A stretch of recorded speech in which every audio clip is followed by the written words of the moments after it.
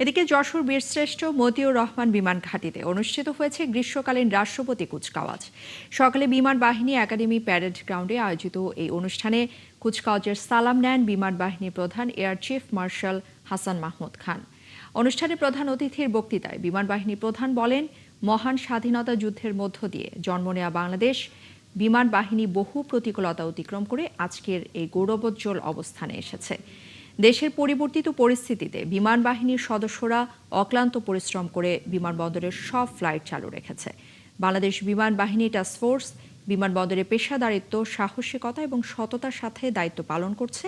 পরে তিনি ৮৮তম বাফা course direct entry ২০১৬ এবং এসপিএসএসসি ২০১৬ কোর্সের কমিশনপ্রাপ্তদের পদক এবং ফ্লাইং ব্যাজ পরিয়ে দেন।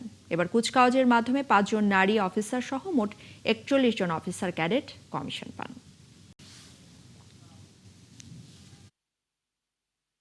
ভবিষ্যতে যুদ্ধক্ষেত্র হবে প্রযুক্তি নির্ভর, বহুমাত্রিক এবং দ্রুত পরিবর্তনশীল।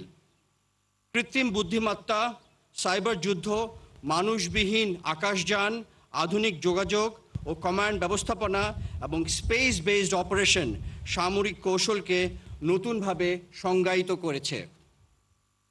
তাই ভবিষ্যৎ যুদ্ধের চ্যালেঞ্জ মোকাবেলার জন্য আমাদের সক্ষমতা বৃদ্ধি ও প্রযুক্তিগত উৎকর্ষ অর্জনের পথে দ্রুত এগিয়ে যেতে হবে। তাছাড়াও সময়ের প্রয়োজনেই আমাদের বিমান বাহিনীকে একসময় এয়ার অ্যান্ড স্পেস ফোর্সে রূপান্তরিত হতে হবে।